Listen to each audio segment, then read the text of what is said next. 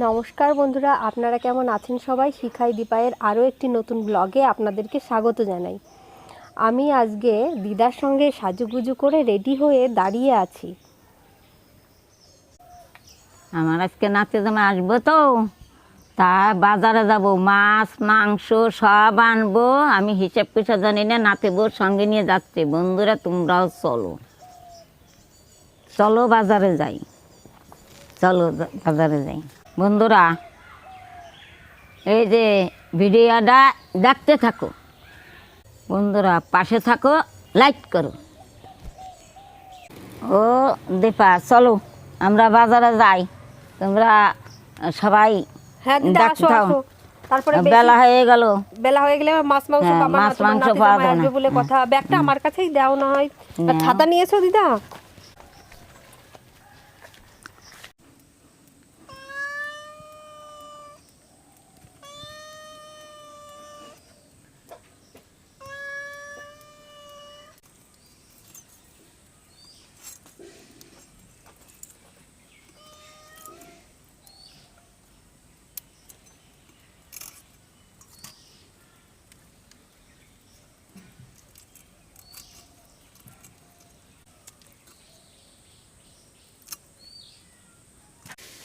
মাংসের জন্য মশলাগুলো বেটে নেব। আমি দিয়ে দিচ্ছি কিছু গোটা গরম মশলা।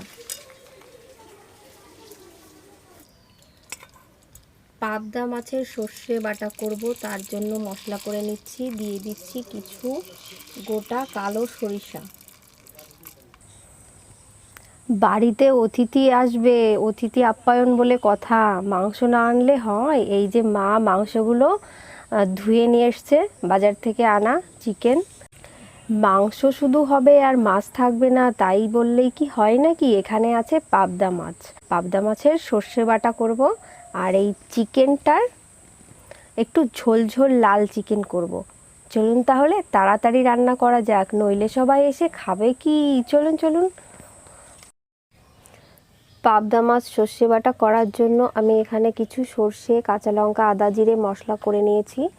মশলার মধ্যে দিয়ে দেব লবণ, দিয়ে দিচ্ছি হলুদ গুঁড়ি,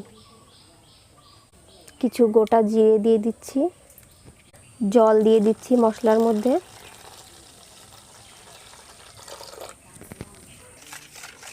দিয়ে দিচ্ছি জলের মধ্যে সরিষার তেল, অনেকটা পরিমাণই হবে, দিয়ে ভালো করে গুলিয়ে নেব। গোলানো সরিষার জলটাকে আমি ঢেকে রাখছি, ততক্ষণে আমি পাবদা মাছগুলো ভেজে নেব।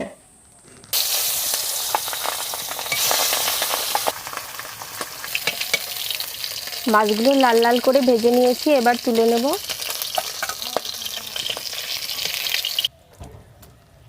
মশলা দেওয়া জলটা কড়াইয়ের মধ্যে দিয়ে দেব।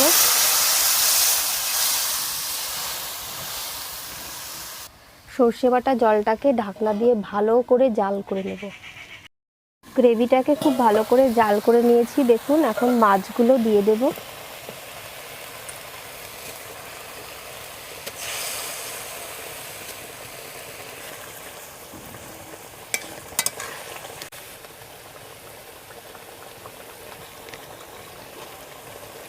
রান্নাটা আমার প্রায় শেষ হয়ে গেছে। এখন এর উপর দিয়ে আমি একটু সরিষার তেল দিয়ে দিচ্ছি। এবারে আমি নামিয়ে নেব। দেখুন আমার পাবদা মাছের সরিষা বাটাটা কত সুন্দর লাল লাল হয়েছে, দারুণ খেতে হবে কিন্তু।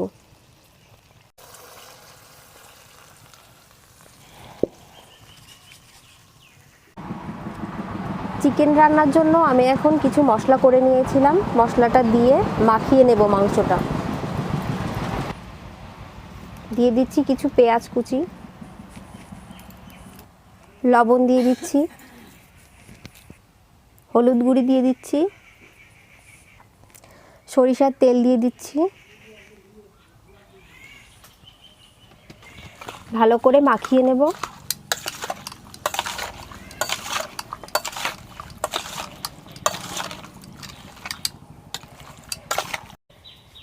এই যে দেখুন ভালো করে মাখিয়ে নিয়েছি। এবার আমি 30 মিনিটের জন্য এটাকে ঢাকা দিয়ে রেখে দেব। আলুগুলো ভেজে নেব। লাল লাল করে আলুগুলো ভেজে নিয়েছি, এখন আমি নামিয়ে নেব। তেলের মধ্যে দিয়ে দিচ্ছি আমি তেজপাতা আর গোটা জিরে, পেঁয়াজ কুচি দিয়ে দেব। ঢেকে রাখা মাংসটা এবার আমি কড়াইয়ের মধ্যে দিয়ে দেব।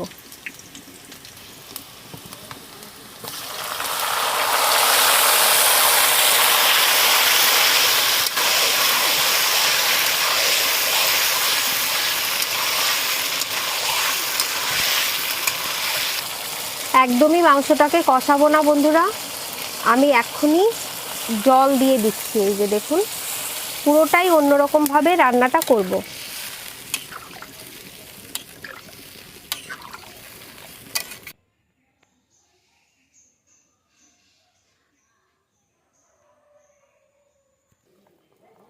মাংসটায় জাল উঠে গেছে, এবার আমি ঢাকা দিয়ে ভালো করে সিদ্ধ করে নেব। দেখুন আমার মাংসটা অর্ধেক সিদ্ধ হয়ে গেছে, এখন আমি মাংসের ভেজে রাখা আলুগুলো দিয়ে দেব। আমার মাংস রান্না দেখুন হয়ে এসেছে, সুন্দর মাংস সিদ্ধ হয়ে গেছে, আলুটাও এই যে সুন্দর গলে গেছে। এখন আমি মাংসটা নামিয়ে নেব। দেখুন কত সুন্দর মাংসটা রান্না হয়েছে।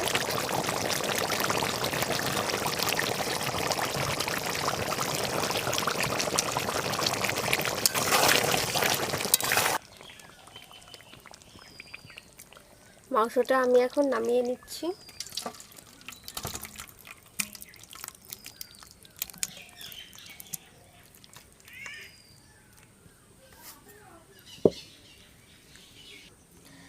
এখন আমার রান্না বান্না সব কমপ্লিট হয়ে গেছে, সবাইকে এখন আমি খেতে দিয়ে দেব।